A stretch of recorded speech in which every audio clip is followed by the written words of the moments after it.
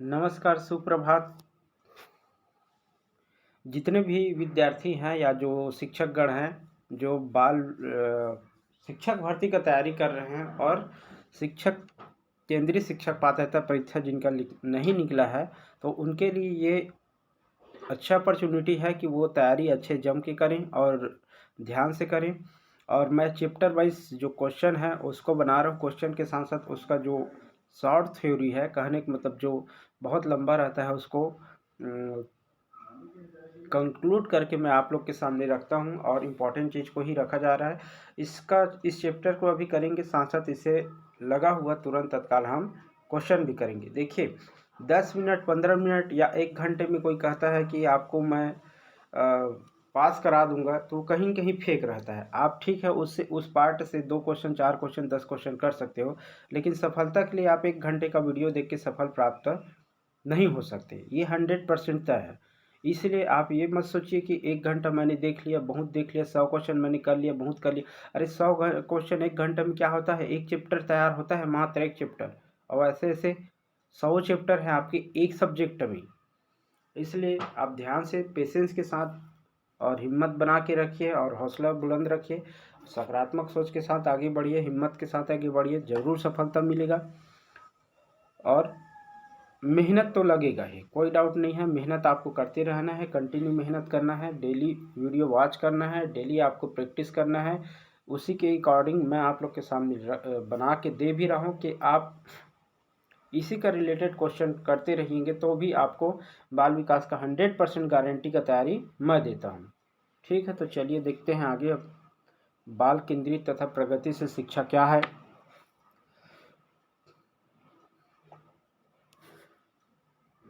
बाल केंद्रित तथा प्रगतिशील शिक्षा, तो आज देखते हैं बाल केंद्रित तथा प्रगतिशील शिक्षा। बाल केंद्रित तो नाम से ही स्पष्ट है, विद्यार्थी के को ज़्यादा फोकस किया होगा इसमें। और प्रगतिशील शिक्षा मतलब प्रोग्रेसिव होना चाहिए। प्रोग्रेसिव होना चाहिए मतलब परिवर्तनशील होना चाहिए। तो ये सब चीज़ को देखते हैं आगे कि मुख्य रूप से है क्या चीज़ इसमें। बाल केंद्रित शिक्षा, पहले देखते हैं हम बाल केंद्रित शिक्षा। इसके अंतर्गत होता क्या है? बाल केंद्रित शिक्षा के अंतर्गत उन्हीं प्रशिक्षण या विधियों को प्रयोग में लाया जाता है। देख, बाल केंद्रित शिक्षा में क्या होता है कि अंतर्गत उन्हीं शिक्षण या विधियों को प्रयोग में लाया जाता है जो क्या है, हमारे जो बालक के सीखने की प्रक्रिया, जो बालक के क्या है, सीखने की प्रक्रिया, महत्वपूर्ण कारक, लाभदायक एवं हानिकारक दशाएं, रुकावटें, सीखने की वक्र तथा प्रशिक्षण इत्यादि तत्वों को सम्मिलित करती है। बाल केंद्रित शिक्षा के अंतर्गत उन्हीं शिक्षण या विधियों का प्रयोग किया जाता है। तो कौन से शिक्षण विधि का?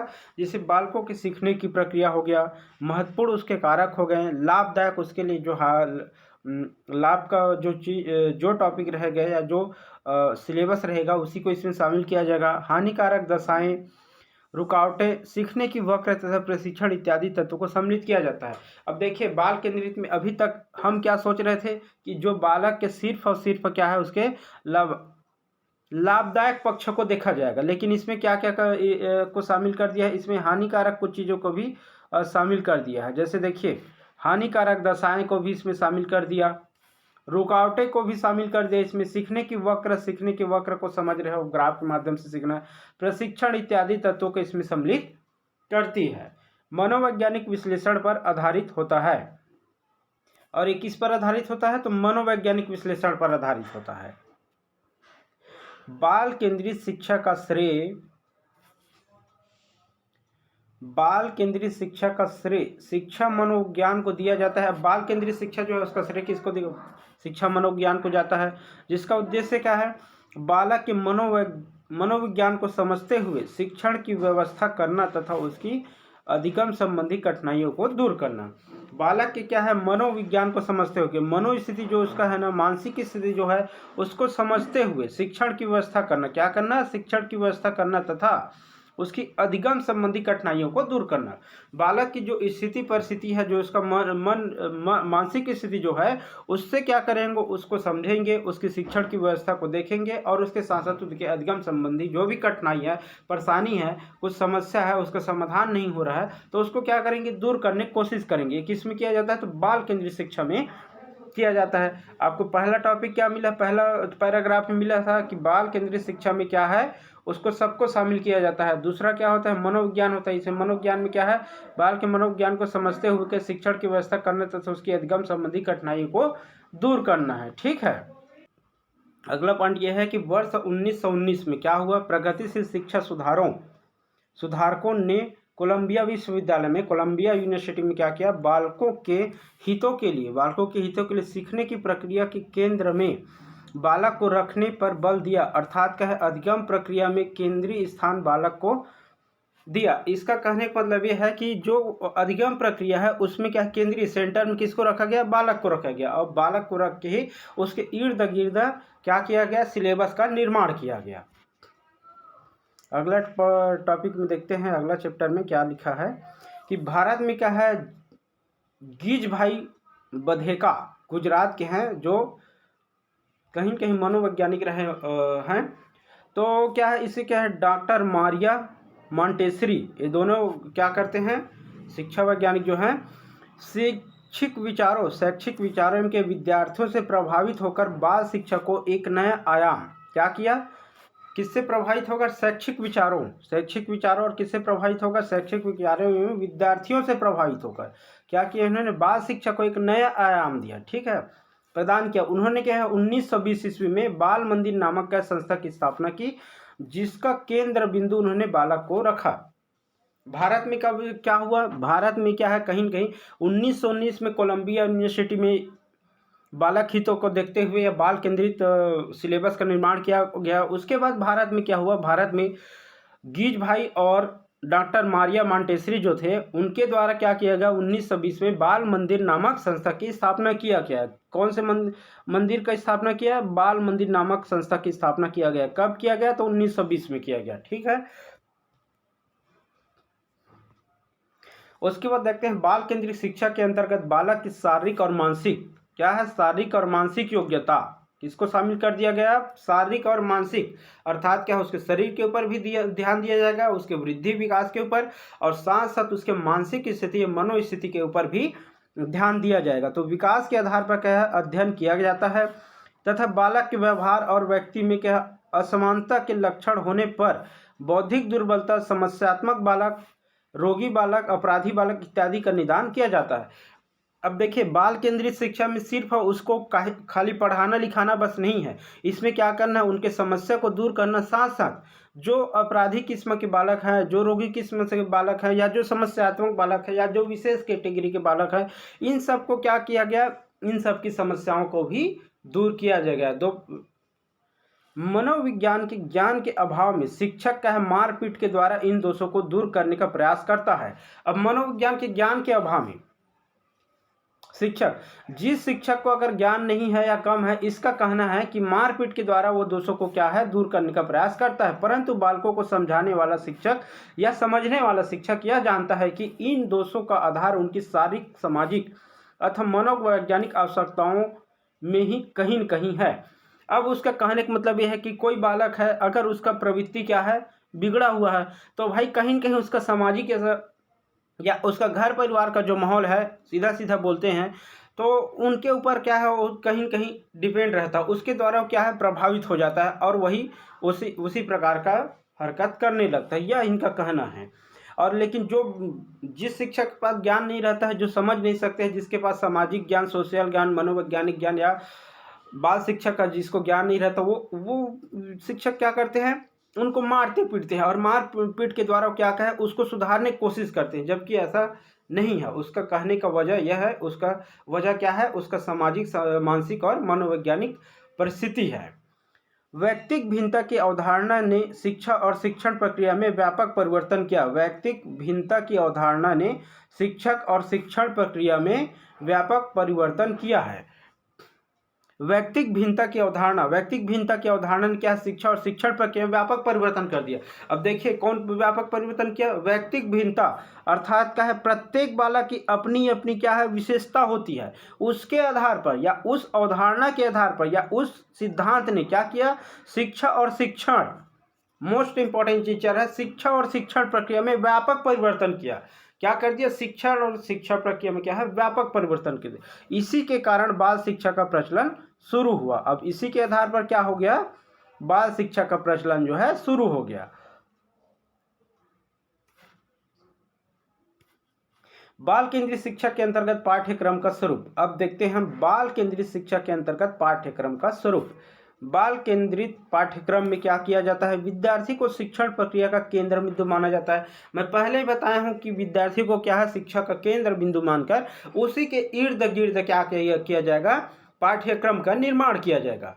बालक की रुचियों को देखा जाएगा, बालक की आवश्यकताओं को देखा जाएगा, उनकी मानसिक योग्यताओं को देखा जाएगा, उनके शारीरिक आवश्यकताओं को देखा जाएगा, उनके पारिवारिक स्थिति को देखा जाएगा, उनका सोशल बैकग्राउंड को देखा जाएगा। इस प्रकार पाठ्यक्रम का निर्माण किया जाता है। बाल केंद्रित शिक्षा के अंतर्गत का पाठ्यक्रम का स्वरूप क्या है, निम्नलिखित है। अब बाल केंद्रित शिक्षा के अंतर्गत देखते हैं पाठ्यक्रम का स्वरूप। बाल केंद्रित शिक्षा के अंतर्गत देखते हैं पाठ्यक्रम का स्वरूप। तो पहला क्या है, पाठ्यक्रम जो है पूर्व ज्ञान पर आधारित होना चाहिए। बाल केंद्रित शिक्षा के अनुसार पाठ्यक्रम कैसा होना चाहिए, तो पूर्व ज्ञान पर आधारित होना चाहिए। दूसरा क्या है, पाठ्यक्रम छात्रों की रुचि के अनुसार होना चाहिए। तीसरा, पाठ्यक्रम लचीला होना चाहिए। चौथा का पाठ्यक्रम जीवन उपयोगी होना चाहिए। पांचवा, वातावरण के अनुसार होना चाहिए। पाठ्यक्रम राष्ट्रीय भावनाओं को विकसित करने वाला होना चाहिए। पाठ्यक्रम समाज की आवश्यकताओं के अनुरूप होना चाहिए। पाठ्यक्रम बालकों के मानसिक स्तर के अनुसार होना चाहिए। पाठ्यक्रम व्यक्ति के विभिन्नताओं को ध्यान में रखकर होना चाहिए। ये हो गया आपका क्या है, बाल केंद्रित शिक्षा। अब देखते हैं प्रगतिशील शिक्षा। प्रगतिशील शिक्षा में देखते हैं प्रोग्रेसिव, इसमें क्या बताया गया है, तो प्रोग्रेसिव एजुकेशन। जॉन डीवी के अनुसार क्या है, यहाँ पे जॉन डीवी का प्रगतिशील शिक्षा की अवधारणा के विषय में विशेष योगदान रहा है। जॉन डीवी जो शिक्षा मनोवैज्ञानिक थे, उनके हिसाब से क्या है, उनका जो प्रगतिशील शिक्षा है, प्रोग्रेसिव एजुकेशन है, उसमें उनका योगदान क्या रहा है, सराहनीय रहा है। जॉन डीवी संयुक्त राज्य अमेरिका के एक मनोवैज्ञानिक थे, बाल शिक्षा वैज्ञानिक या मनोवैज्ञानिक, ठीक है। तो ये क्या थे, मनोवैज्ञानिक थे। प्रगतिशील शिक्षा की अवधारणा इस प्रकार है। प्रगतिशील शिक्षा या प्रोग्रेसिव एजुकेशन का अवधारणा क्या है, शिक्षा का एकमात्र उद्देश्य बालक की शक्तियों का विकास करना है। अब यहाँ पर प्रोग्रेसिव शिक्षा या प्रगतिशील शिक्षा का एकमात्र उद्देश्य है, क्या उद्देश्य है, कि बालक की शक्तियों का विकास करना है। क्या करना है, बालक की शक्तियों का विकास करना है। प्रगतिशील शिक्षा एक सूचना प्रदान करता है कि शिक्षा बालक के लिए, शिक्षा क्या है, बालक के लिए है, बालक शिक्षा के लिए नहीं। अब क्या बोल रहा है कि इसमें होता क्या है, देखिए इसमें बहुत इंपॉर्टेंट चीज़ और अच्छा चीज़ बोला है कि जो शिक्षा हुआ है वह बालक के लिए है, न कि बालक शिक्षा के लिए। आज के समय में हो क्या रहा है, जो शिक्षा है उसको बालक के लिए बनाया गया, न कि बालक के लिए शिक्षा। इस प्रकार से यहाँ बताया गया है। अब इसको कैसे समझिए, आजकल जो शिक्षा है या वर्तमान का जो शिक्षा है उसमें क्या होता है, बालक को पढ़ने के लिए एकदम मजबूर कर दिया जाता है और उस चीज़ को भी उसको पढ़ाया जाता है जिस चीज़ का उसके दैनिक जीवन में कोई उपयोग नहीं है। तो इसका मतलब ये होगा शिक्षा के लिए बालक बन गया कि ये शिक्षा है, अब इसको क्या करना है, बालक को पढ़ना अनिवार्य है। लेकिन ऐसा नहीं होना चाहिए। जो बालक है, बालक के लिए, जो बालक के दैनिक जीवन के लिए या उसके विकास के लिए जो इम्पोर्टेंट है, जो आवश्यक है, उसी चीज़ को उसको ज्ञान देना चाहिए, जिससे क्या है उनका सर्वाइव वो कर सके, उसका सर्वांगीण विकास हो सके। इसलिए शिक्षा के उद्देश्य से ऐसा वातावरण तैयार करना चाहिए जिसमें क्या प्रत्येक बालक को सामाजिक विकास का पर्याप्त अवसर मिले। देखिए यहाँ पर ये उसी बात को बोल दिया है, सामाजिक विकास या सर्वांगीण विकास का उसको क्या है, पर्याप्त अवसर मिलना चाहिए। प्रगतिशील शिक्षा का उद्देश्य जनतांत्रिक मूल्यों की स्थापना है। अब प्रगतिशील शिक्षा का उद्देश्य क्या है, जनतांत्रिक मूल्यों का क्या है, स्थापना है। जनतांत्रिक मूल्यों का स्थापना है। जनतांत्रिक मूल्य अर्थात सर्वमान्य मूल्य, जो जनताओं के द्वारा जिसको माना गया है। प्रगतिशील शिक्षा के अंतर्गत बालकों में क्या है, जनतंत्री मूल्यों का विकास किया जाना चाहिए। बालकों में क्या किया जाना चाहिए, तो जनतंत्री मूल्यों का विकास किया जाना चाहिए। किसके माध्यम से, प्रगतिशील शिक्षा के माध्यम से। विकास किया जाना चाहिए। शिक्षा के द्वारा हमें ऐसे समाज का निर्माण करना चाहिए जिसमें व्यक्ति व्यक्ति में कोई भेद न हो, सभी पूर्ण स्वतंत्रता और सहयोग से काम करें। अब प्रोग्रेसिव शिक्षा का मतलब ये कह दिया कि भाई बालक है तो बालक बालक में या विद्यार्थी विद्यार्थी में या व्यक्ति व्यक्ति में कोई भेद नहीं होना चाहिए, सभी पूर्ण स्वतंत्र और सहयोग से काम करें। यहाँ पर एक वर्ड यूज किया है, स्वतंत्र। अभी क्या है, या वर्तमान एजुकेशन को देखें कि हम किसी एजुकेशन सिस्टम से जुड़ते हैं या कहीं विद्यालय जाते हैं तो ऐसा अनुभव होता है कि हम टीचर के द्वारा हमें कंट्रोल किया जाता है, जबकि ऐसा नहीं होना चाहिए, स्वतंत्र होना चाहिए। प्रत्येक मनुष्य को अपनी स्वाभाविक प्रवृत्तियों, इच्छाओं और आकांक्षाओं के अनुसार विकसित होने पर अवसर मिले। प्रत्येक मनुष्य को क्या है, अपनी स्वाभाविक प्रवृत्ति मतलब अपने व्यवहार के अकॉर्डिंग, अपने इच्छा के अनुरूप, अपनी आकांक्षाओं के अनुसार विकसित होने का अवसर मिलना चाहिए। ऐसा कौन कह रहा है? प्रोग्रेसिव शिक्षा। सभी को सामाजिक समान अधिकार दिए जाए, और सभी को है समान अधिकार दिए जाए।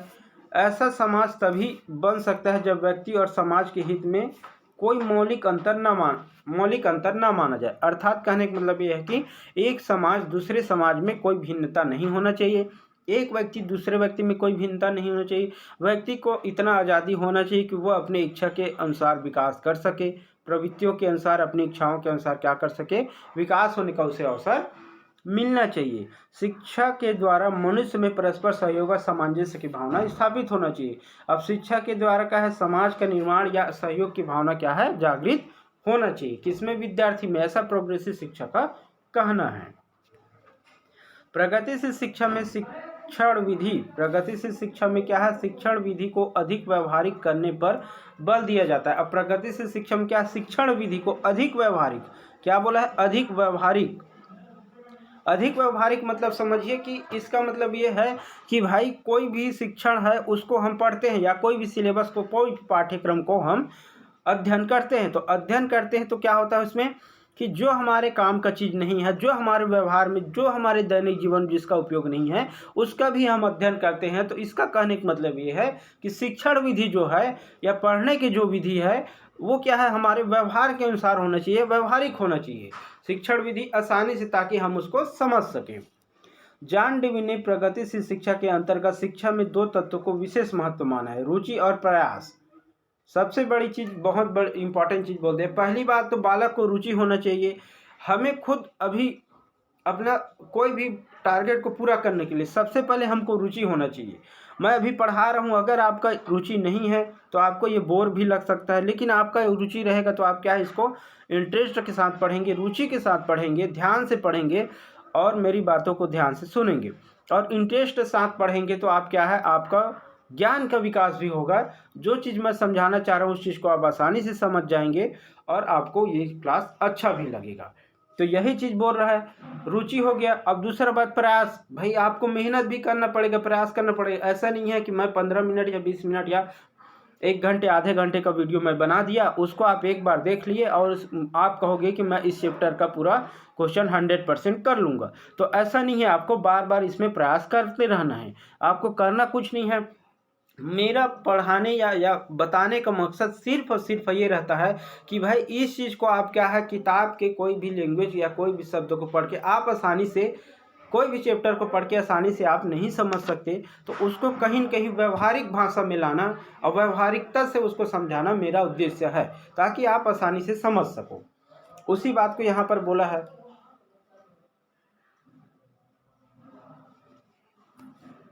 बोला गया है कि सबसे पहले रुचि होना चाहिए और दूसरा बात उसको खुद प्रयास करना चाहिए, दोनों चीज़ होना चाहिए। अध्यापक को बालक की स्वाभाविक रुचियों को समझकर उनके लिए उपयोगी कार्यों की व्यवस्था करनी चाहिए। बालक को स्वयं कार्यक्रम बनाने का अवसर दिया जाना चाहिए। अब क्या है, यहाँ पर बोला गया है कि अध्यापक को जो बालक की रुचि है उसके हिसाब से क्या करना चाहिए, व्यवस्था करना चाहिए, साथ साथ उसको अवसर दिया जाना चाहिए। क्या करने के, स्वयं कार्यक्रम बनाने का अवसर दिया जाना चाहिए, अर्थात उनके अनुसार ही चलना चाहिए कि आपको कौन से, जैसे किस सब्जेक्ट से आपको लगाव है, आप क्या बनना चाहते हैं, आपको कि उसका व्यवहार कैसा है, वो किस चीज़ में तेज है, इन सब चीज़ों का अध्ययन करना चाहिए। अब जैसे यहाँ पर एक एग्जाम्पल देखते हैं, कोई बालक है, उनका मानसिक विकास बहुत अच्छा नहीं हो पाया है, लेकिन उसका शारीरिक फिटनेस, उसका बॉडी पावर जो है वो बहुत स्ट्रांग है। तो उसको क्या है, उसको भाई जब उसका मानसिक विकास नहीं हुआ है तो उसको कहीं कहीं एथलीट बना देना चाहिए हमें, उसको कहीं कहीं खेल में उसको शामिल कर देना चाहिए। इस प्रकार से जो बाल केंद्रित है या बालक के स्वभाव के अनुसार हमें क्या करना चाहिए, उसे अवसर प्रदान करना चाहिए। अब वो बालक क्या है, शरीर रूप से शारीरिक रूप से कमज़ोर है, अब उसको खेलने के लिए आप भेज दिए तो वो जीत नहीं पाएगा या उतना सीख नहीं पाएगा। इसलिए क्या है, उनके कहीं न कहीं उनके परिस्थिति को भी हमको समझकर उनको अवसर दिया जाना चाहिए। यही चीज़ यहाँ पर बताया गया है।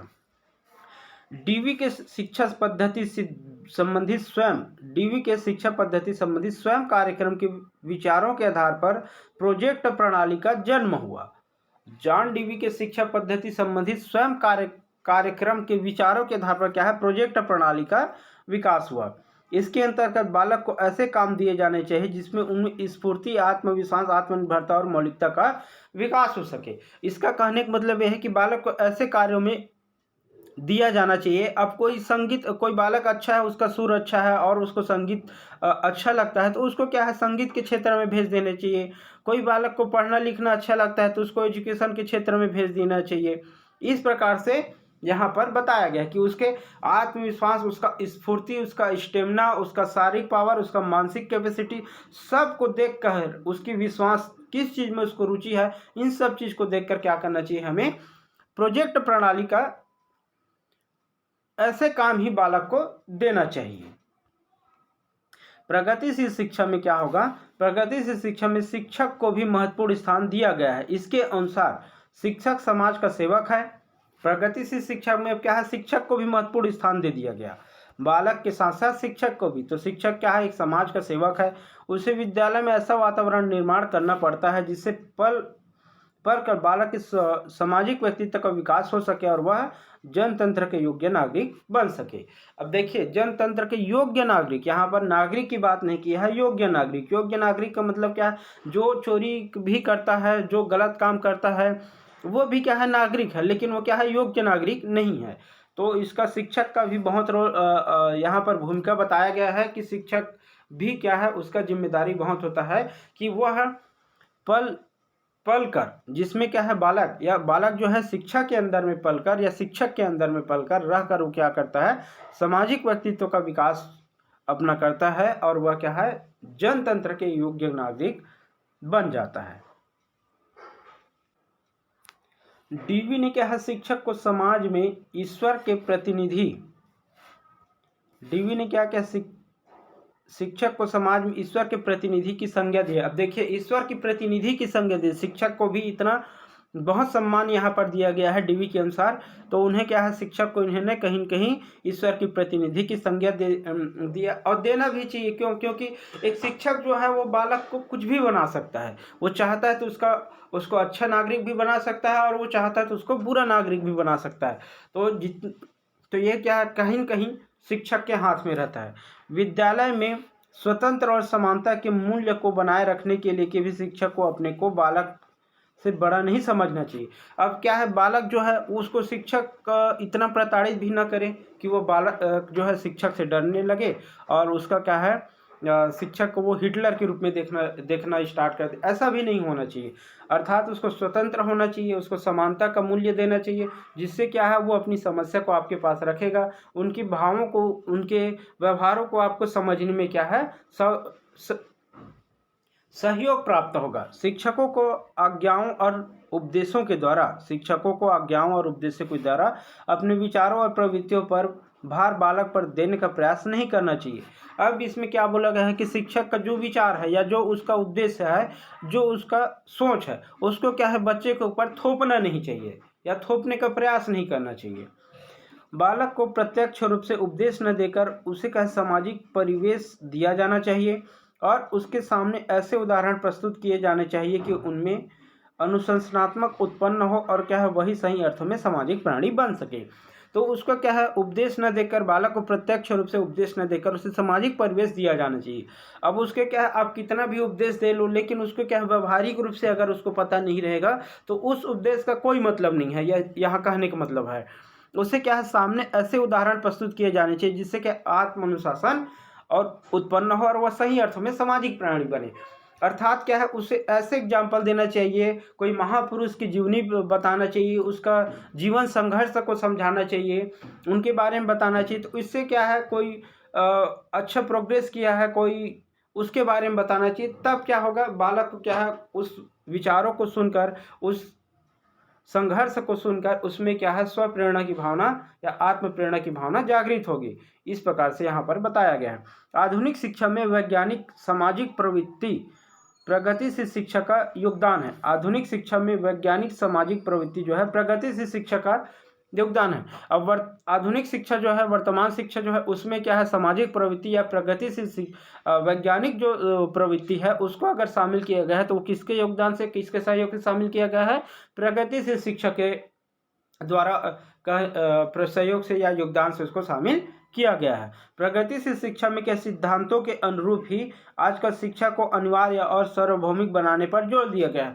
अब जो अनिवार्य और मुफ्त शिक्षा की जो बात करते हैं वो क्या है, सार्वभौमिक या बनाने की जो बात किया गया है वो कहीं कहीं प्रगतिशील शिक्षा का ही देन है। शिक्षा का लक्ष्य व्यक्ति का विकास है। अब शिक्षा का लक्ष्य क्या है, व्यक्ति का विकास है, यहाँ पर स्पष्ट कर दिए। और प्रत्येक व्यक्ति को उनके व्यक्तित्व का विकास करने के लिए, शिक्षा प्राप्त करने के लिए क्या करना है, शिक्षा प्राप्त करने के अवसर दिए जाने चाहिए। शिक्षा का लक्ष्य व्यक्ति का विकास करना है और प्रत्येक व्यक्ति को उसके व्यक्तित्व का विकास करने के लिए या शिक्षा प्राप्त करने का अवसर उसे दिया जाना चाहिए।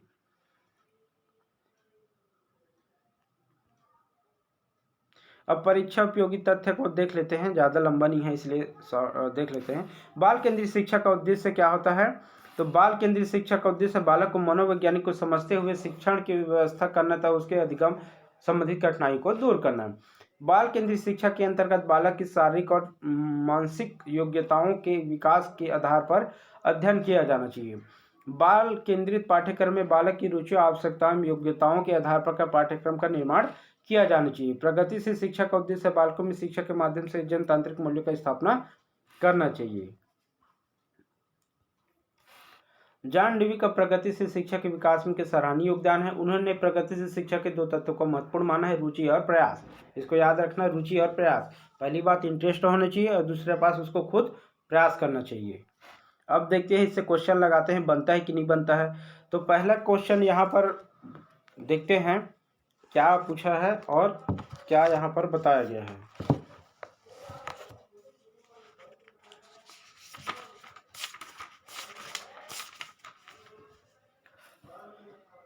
कृतिका अक्सर घर में ज़्यादा बात नहीं करती है। अब कृतिका नाम की एक लड़की है, वो क्या है, अक्सर घर में क्या है, ज़्यादा बात नहीं करती है। वो घर में अक्सर क्या है, ज़्यादा बात नहीं करती है, लेकिन विद्यालय में वह काफ़ी बात करती है। यह दर्शाता है कि, यह क्या दर्शाता है वो देखते हैं। विद्यालय हर समय बच्चों को खूब बात करने का अवसर देता है। ये तो हो ही नहीं सकता, कोई विद्यालय ऐसा नहीं करेंगे। शिक्षकों की यह मांग होती है कि बच्चे विद्यालय में खूब बात करें, ये भी नहीं हो सकता। कृतिका का अपना घर बिल्कुल पसंद नहीं है, ये भी नहीं हो सकता। उसके विचारों को विद्यालय में मान्यता मिलता है, ये 100% सही है। देखिए क्वेश्चन आपको करना है, वो क्वेश्चन के ऑप्शन से ही आपको समझना है। जो यहाँ पर, अब देखिए इसमें कोई रटने वाला चीज़ नहीं है, कहीं कहीं सोचने वाला चीज़ है। तो जो व्यवहारिक ज्ञान है, जो हम दिनचर्या में देखे हैं, जब हम विद्यालय गए हैं तो क्या चीज़ सही है क्या गलत है उतना तो हम जानते ही हैं। उसी के आधार पर आपको क्या करना है, आंसर को निकालना है। दूसरा क्वेश्चन देखते हैं। दूसरा क्वेश्चन में क्या कहा गया है, छोटे शिक्षार्थियों में निम्नलिखित में से कौन सा लक्षण पाठ्य कठिनाई, रीडिंग डिफिकल्टी का नहीं है। पाठ कठिनाई का नहीं है। छोटे शिक्षार्थियों में निम्नलिखित में कौन सा लक्षण पठन कठिनाई का नहीं है। तो पठन गति और प्रवाह, पहला ऑप्शन क्या है, पठन गति और प्रवाह में कठिनाई। शब्दों और विचारों को समझने में कठिनाई नहीं है बोला है ना, है नहीं बोला है, क्या है, नहीं है। तो शब्दों विचारों और समझने में कठिनाई है तो बालक के लिए कि आएगा ही भाई। क्यों आएगा, क्योंकि बालक है, उतना उसका ज्ञान तो रहेगा नहीं कि वो हर बातों को आसानी से समझ जाए। सुसंगठित वर्तनी की कठिनाई। अब स्पेलिंग को भी वह क्या है आसानी से नहीं समझ सकता है, इतना जल्दी नहीं समझ सकता है। वर्ण एवं शब्द को पहचानने में कठिनाई, ये भी बात सही है, ये भी बात सही, ये भी बात सही है। लेकिन ए ऑप्शन क्या बोल रहा है, पठन गति और प्रवाह में कठिनाई। बालक जो है उसको क्या है पठन गति और उसके प्रवाह में उतना परेशानी नहीं जाएगा। सीखने के बाद क्या है वो पठन सीख जाएगा, उसके बाद क्या है वो स्पीड बना लेता है। जब बालकों को देखना वो हमसे कहीं वो सीखने के बाद उस चीज़ को धारा प्रवाह पढ़ लेते हैं आसानी से। तो इसका आंसर क्या है, जो डिफिकल्ट नहीं है तो वो कौन सा आएगा, बाकी सब चीज़ें डिफिकल्ट है, सिर्फ और ये ऑप्शन जो है वो क्या है डिफिकल्ट नहीं है। ठीक है, अब अगला क्वेश्चन देखते हैं। कक्षा में जो विद्यार्थी प्रश्न पूछते हैं उन्हें क्या करना चाहिए। कक्षा के बाद शिक्षक से मिलने की सलाह दी जाए, कक्षा चर्चा में भाग लेने के लिए प्रोत्साहित किया जाए, जो प्रश्न करते हैं उसे लगातार प्रश्न पूछने के लिए प्रोत्साहित करना चाहिए, स्वतंत्र रूप से उत्तर ढूंढने के लिए प्रोत्साहित करना चाहिए। तो जो व्यक्ति है उसको देखिए, इसमें सभी चीज़ सही है, लेकिन ज़्यादा जो क्वेश्चन के करीब है वो कौन सा है, कक्षा में चर्चा तर्क वितर्क को प्रोत्साहित करना चाहिए, चर्चा को वाद विवाद को प्रोत्साहित करना चाहिए। तो इससे क्या होगा कि विद्यार्थी का जो बार बार सवाल करते हैं वो क्या है अपने सहपाठियों से वो सवाल करेंगे, चर्चा करेंगे, जो उसके मन में प्रश्न रहेगा उसको वो पूछेंगे, तो सामने से कोई भी विद्यार्थी उसका रिप्लाई करेगा, जिसको पता रहेगा वो विद्यार्थी उसका रिप्लाई करेंगे। तो इस हिसाब से क्या है उसको कहीं न कहीं आत्मसंतुष्टि की भावना उसमें जागृत होगा। तो इसका आंसर क्या आ जाएगा, इसका आंसर बी जाएगा। तो इसका मतलब ये है कि अगर जो विद्यार्थी प्रश्न कर रहा है तो उसको क्या कर देना चाहिए, चर्चा में या तर्क वितर्क में या वाद विवाद में उसको शामिल कर देना चाहिए। निम्नलिखित में से कौन सी प्रगतिशील शिक्षा की विशेषता नहीं है। प्रगतिशील प्रोग्रेसिव एजुकेशन का देख, समय सारणी और बैठने की व्यवस्था में लचीलापन,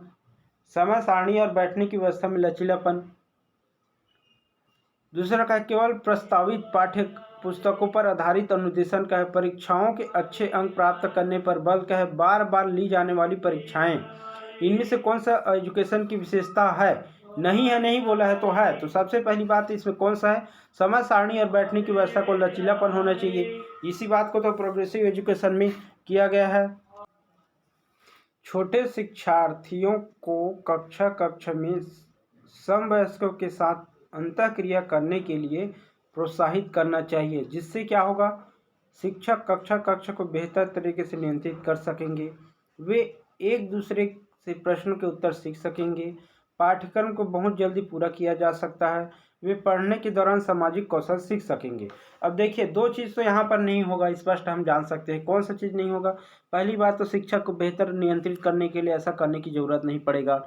दूसरा क्या, पाठ्यक्रम को बहुत जल्दी पूरा करने के लिए भी ऐसा करने की आवश्यकता नहीं होगा। तीसरा क्या, एक दूसरे से प्रश्नों के उत्तर सीख सकेंगे।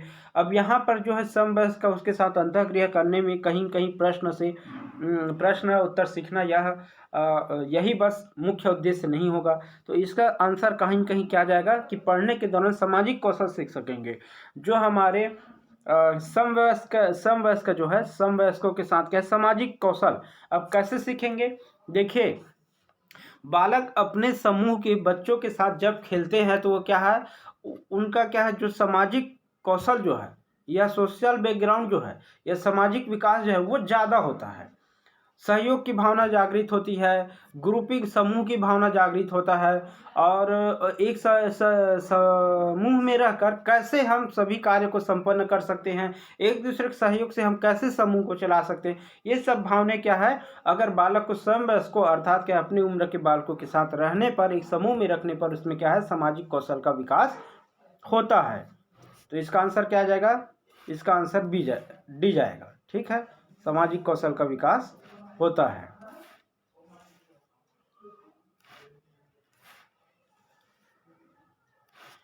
अगला क्वेश्चन देखते हैं। अगला प्रश्न है, जब बच्चा कार्य करते हुए उबलने लगता है तो यह इस बात का संकेत है कि बच्चे को अनुशासित करने की जरूरत है, उबने लगता है, क्या करना है, उबलने लगता है, सॉरी उबने लगता है। जब बच्चा कार्य करते हुए उबने लगता है, बोरिंग लगता है, तो क्या करना चाहिए हमको, तो यह किस बात का संकेत है कि बच्चे को अनुशासित करने की ज़रूरत है। संभवतः कार्य यांत्रिक रूप से बार बार हो रहा है, बच्चा बुद्धिमान नहीं है, बच्चे में सीखने की योग्यता नहीं है। संभवतः कार्य यांत्रिक रूप से क्या है, बार बार हो रहा है। अगर वह उबने लगा तो इसका मतलब क्या हो गया, संभवतः जो कार्य है यांत्रिक रूप से क्या है, बार बार हो रहा है। इसका आंसर क्या है, बच्चे को अनुशासित करने की ज़रूरत नहीं। अगर वो और परेशान, उसको और अनुशासित कर दोगे वो और परेशान हो जाएगा। तो इसका आंसर क्या जाएगा कि बच्चा संभवतः जो कार्य यांत्रिक रूप से क्या है, बार बार हो रहा है, इसलिए वो क्या है, बच्चा उब रहा है, उसको इंटरेस्ट उसमें नहीं आ रहा है। साथ अगला प्रश्न है, विद्यार्थी में नियमित उपस्थिति के लिए वंचित बच्चों को प्रोत्साहित करने का निम्नलिखित में से कौन सा तरीका सर्वाधिक उपयुक्त है। नियमित उपस्थिति के लिए, अब बालक है और बच्चे हैं बहुत सारे, तो उनको क्या है, उपस्थिति बहुत कम रहता है, सरकारी स्कूल में ऐसा ज़्यादातर देखने को मिलता है। तो उसको हमको क्या करना चाहिए, कैसे उसको उत्साहित करना चाहिए। तो पहला ऑप्शन देखते हैं, बच्चों को विद्यालय आने की अनुमति न देने को कानूनी दंडनीय अपराध बनाए। ऐसा नहीं है, बालक को अगर कानूनी दंडनीय अपराध बना दोगे, जो विद्यार्थी नहीं आ रहा है उसके लिए, तो वो क्या है, उतना और आना बंद कर देगा। बी ऑप्शन देखते हैं, तो ये ऑप्शन नहीं हुआ। विद्यालय द्वारा बच्चे को एकत्रित करने वाले एक व्यक्ति को नियुक्त किया जाना चाहिए, जो प्रतिदिन बच्चे को घर में लाया जाए। ये भी सही नहीं है। आप जब तक को उसका मन नहीं रहेगा, इंटरेस्ट नहीं रहेगा, रुचि नहीं रहेगा, उसको विद्यालय में आने के लिए आप कैसे भी कर ले, वो आने के लिए तैयार नहीं होगा। बच्चे को आकर्षित करने के लिए प्रतिदिन 5 रुपये देना चाहिए, जैसे करते हैं माता पिता। आजकल के माता पिता करते हैं, क्या करते हैं, स्कूल जाओगे तो मैं आपको पैसा दूंगा, और देते भी हैं। तो ये भी सही तरीका नहीं है। आवासीय विद्यालय खोल देना चाहिए। तो इसका आंसर कहीं न कहीं यही जाएगा कि आवासीय विद्यालय सीधा सीधा खोल देना चाहिए। आपको वहीं रहना है, वहीं पढ़ना है, तो इसमें क्या है, न आने का झंझट, न जाने का टेंशन। वहीं बालक रहेंगे और वहीं पढ़ने के लिए, और समूह में रहेंगे, साथ में रहेंगे, तो क्या है, एक दूसरे से देख कर सीखेंगे और एक दूसरे के साथ क्या है, सहयोग की भावना से वो क्या है, विद्यालय में प्रवेश करेंगे। ये सही तरीके है अगर उपस्थिति कम हो रहा है तो। विद्यार्थियों से प्रक्रिया प्राप्त करने का आदर्श प्रतीक्षा समय खाली स्थान के सही अनुपात में होना चाहिए। क्या है, विद्यार्थियों से प्रतिक्रिया प्राप्त करने का आदर्श या प्रतीक्षा समय, वेटिंग टाइम। विद्यार्थियों से अब प्रतिक्रिया हमको प्राप्त, कुछ चीज़ हमने पूछा तो उसके क्या है, वो रिप्लाई नहीं कर रहे हैं, उसके लिए हमें कितना समय चाहिए, इसकी बात किया गया। तो पिछले पाठों से प्रश्नों का उत्तर देने के लिए विद्यार्थियों द्वारा लिया गया समय, वास्तविक जीवन में प्रश्न की प्रासंगिकता, पाठ्यचर्या में प्रकरण विशेष के लिए आवंटित समय, प्रश्न का कठिनाई का स्तर। तो इसके लिए कहीं न कहीं इसका आंसर जाएगा भाई कि प्रश्न का कठिनाई का स्तर। जिस लेवल का हम क्वेश्चन करेंगे उतना ही समय उसको दिया जाना चाहिए। अब क्वेश्चन का भी, प्रश्न करने का भी स्तर होता है, लघु उत्तरीय प्रश्न, अति लघु उत्तरीय प्रश्न, वन लाइनर प्रश्न, इस प्रकार से। तो क्या है, उसके हिसाब से हमको क्या समय दिया जाना चाहिए। मोनिका जो गणित की शिक्षिका है, मोनिका क्या है, जो गणित की शिक्षिका है, राधिका से एक प्रश्न पूछती है। राधिका से कोई उत्तर न मिलने पर वह तुरंत मोहन से दूसरा प्रश्न पूछती है। राधिका से कोई उत्तर नहीं मिला तो वो क्या है, मोहन से दूसरा प्रश्न पूछ दिए। जब उसे महसूस होता है कि मोहन उत्तर बताने में संघर्ष कर रहा है तो वह अपने प्रश्न के शब्दों को बदलती है। मोनिका की यह प्रवृत्ति प्रदर्शित करता है कि वह अपने सवाल के प्रति थोड़ा घबरा गई है, ऐसा नहीं है। अपने सवाल के प्रति थोड़ा घबरा गई है, ऐसा नहीं है।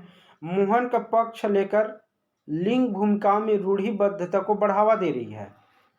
राधिका को किसी उलझनपूर्ण स्थिति में नहीं डालना चाहती है, ऐसा भी बात नहीं है, ये भी नहीं है। इस तथ्य से, ये कहीं कहीं हो सकता है भी ऑप्शन, इस तथ्य से पूर्णतः परिचित है कि राधिका सवालों के जवाब देने के योग्य नहीं है, ऐसा भी नहीं है।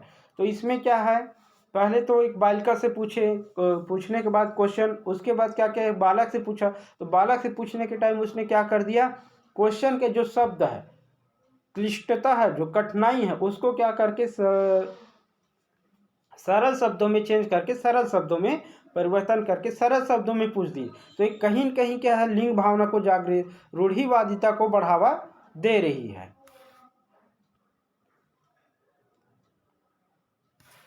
बच्चों द्वारा की जाने वाली त्रुटियों के संबंध में निम्नलिखित में से कौन सा कथन सत्य है? बच्चों के द्वारा कहा की जाने वाली त्रुटियों के संबंध में से कौन सा कथन सत्य है? तो देखते हैं, एक शिक्षक को प्रत्येक त्रुटि पर ध्यान नहीं देना चाहिए, अन्यथा पाठ्यक्रम पूरा नहीं होगा। ये गलत बात है। प्रत्येक त्रुटि को सुधारने में बहुत अधिक समय लगेगा, एक शिक्षक को के लिए थकाने वाला है। ये भी गलत बात है। स्वयं बच्चों द्वारा त्रुटियों को सुधारा जा सकता है, इसलिए शिक्षक को उन्हें क्या है, तुरंत नहीं सुधारना चाहिए। ये कहीं न कहीं हो सकता है, ठीक है, लेकिन 100% जरूरी नहीं है। यदि एक शिक्षक कक्षा में सभी बच्चों की त्रुटियों को सुधारने के योग्य नहीं है, तो यह संकेत करता है कि शिक्षा की व्यवस्था असफल है। स्वयं बच्चों द्वारा त्रुटियों को सुधार किया जा सकता है, इसलिए शिक्षक को उन्हें तुरंत, देखिए, बच्चे को अगर स्वयं वो सुधार कर सकते हैं तो वो फिर त्रुटि करते ही क्यों? सीधी सी बात। इसलिए सी ऑप्शन भी है, साइड सी ऑप्शन को भी हम नहीं लगाएंगे। अब बच गया अपने पास डी। तो डी में क्या बोला है? यदि एक शिक्षक कक्षा में सभी बच्चों की त्रुटियों को सुधारने योग्य नहीं है।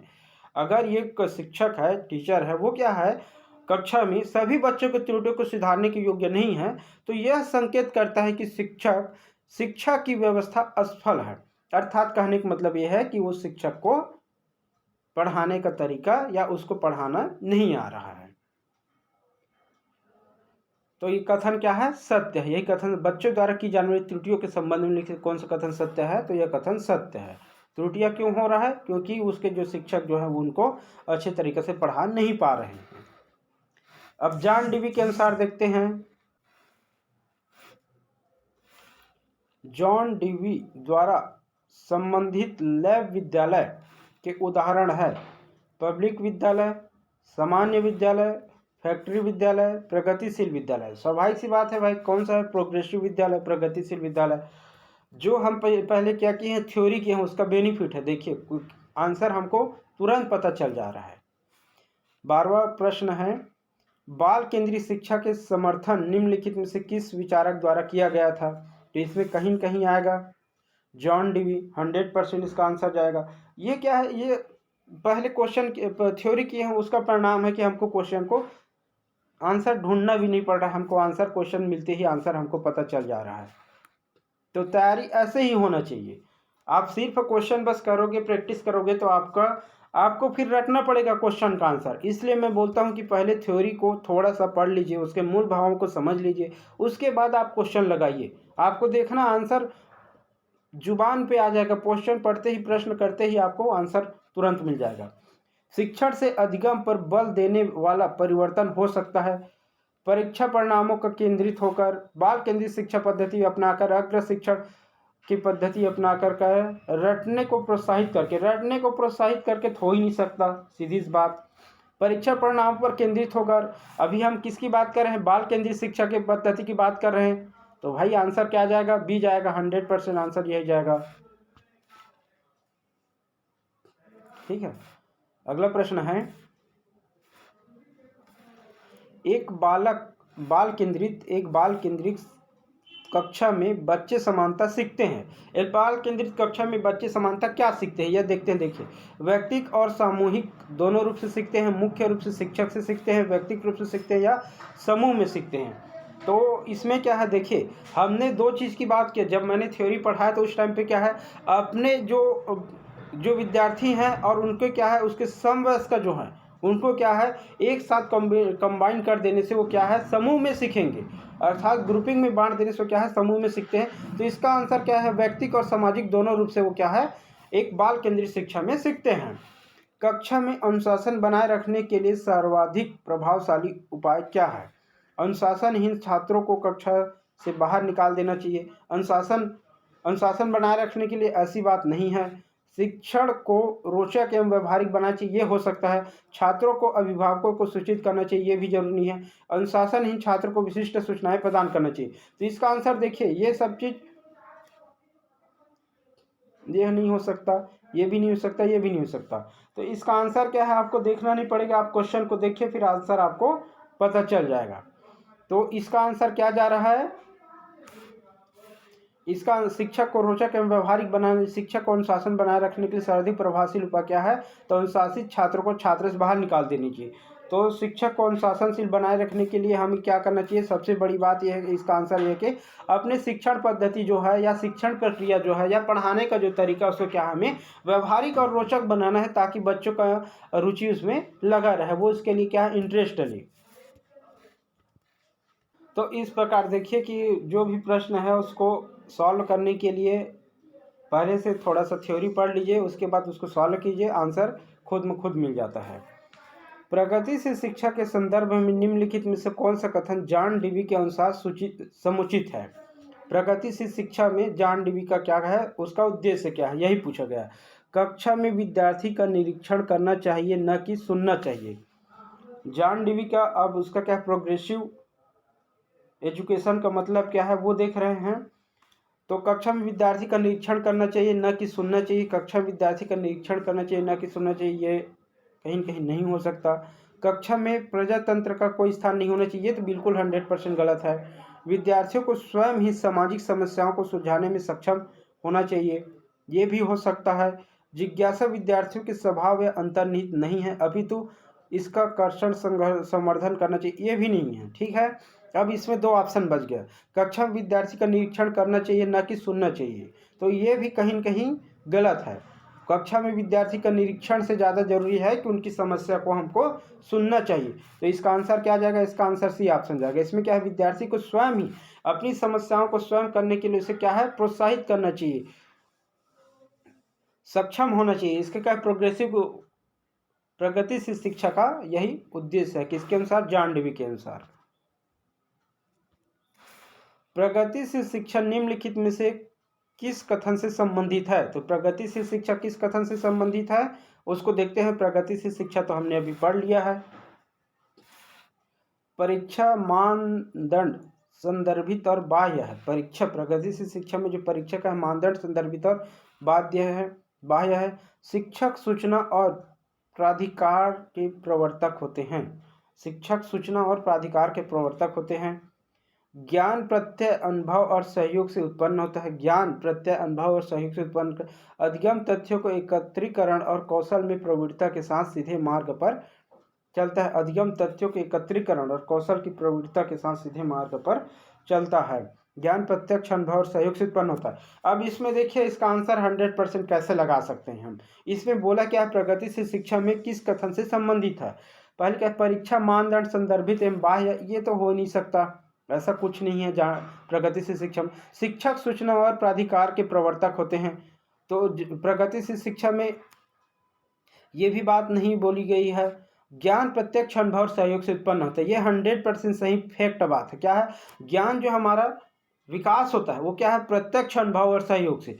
प्रत्यक्ष अनुभव से कैसे, कोई भी चीज़ को हम स्वयं देखेंगे, अपने हिसाब से हम उसको अनुभव करेंगे, उस क्रिया को करेंगे, उस प्रयोग को करेंगे, तो हमको उस चीज़ को क्या है रटने की जरूरत नहीं पड़ता, वो ऑटोमेटिक हमारे दिमाग में क्या है बढ़ जाता है, और उसको हम प्रत्यक्ष रूप से क्या करते हैं, अनुभव के साथ उसको ग्रहण कर लेते हैं। दूसरा, सहयोग से उत्पन्न होता है। सहयोग से उत्पन्न होता है तो इसमें सहयोग विद्यार्थी भी का भी सहयोग हो सकता है, पालक का सहयोग हो सकता है, शिक्षक का सहयोग हो सकता है, अर्थात ज्ञान जो है प्रत्यक्ष अनुभव और सहयोग से उत्पन्न होता है।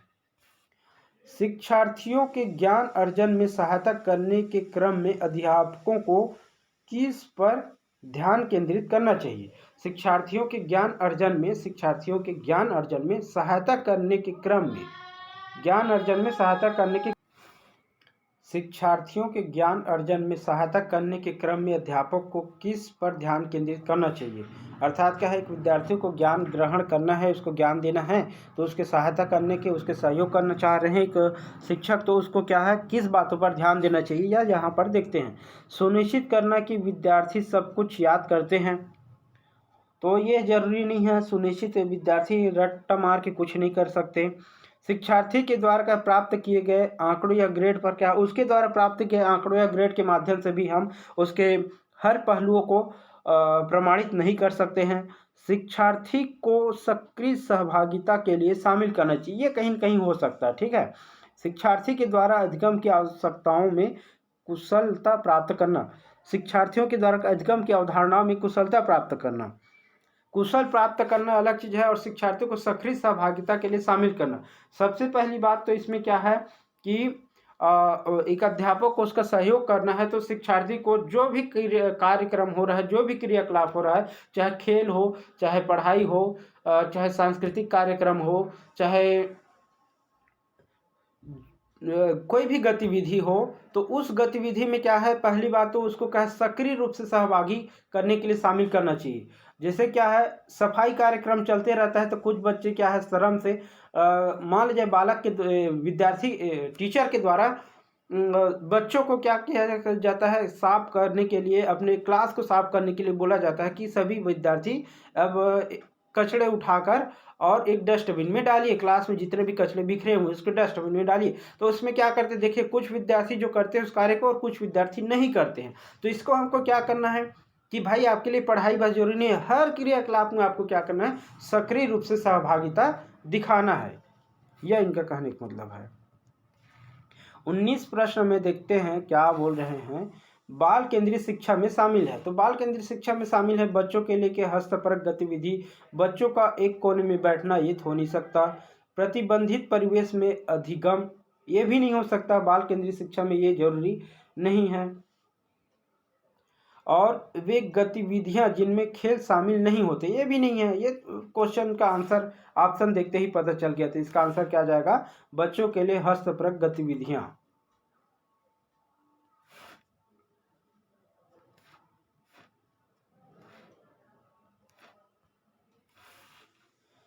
बीस प्रश्न है। बाल केंद्रित कक्षा की एक प्रमुख विशेषता है। अब बाल केंद्रित शिक्षा वही उसकी विशेषता देखते हैं।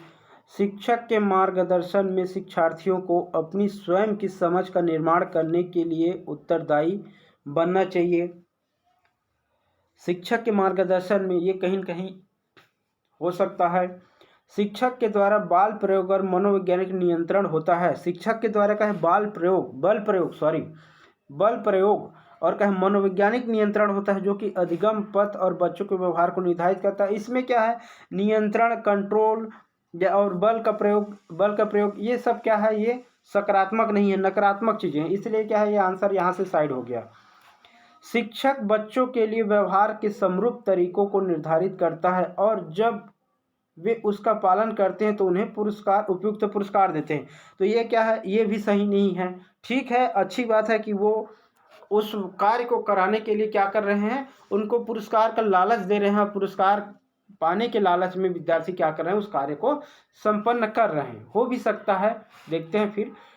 शिक्षक की भूमिका ज्ञान को सीखने के लिए उसे प्रस्तुत करता है और शिक्षार्थी का मानदंडों का पर आकलन करना है। देख, शिक्षक की भूमिका क्या है, ज्ञान को सीखने के लिए उसे क्या प्रस्तुत करना। शिक्षक की भूमिका ज्ञान को सीखने के लिए प्रस्तुत करना और शिक्षार्थी का मानक मानदंडों पर आकलन करना।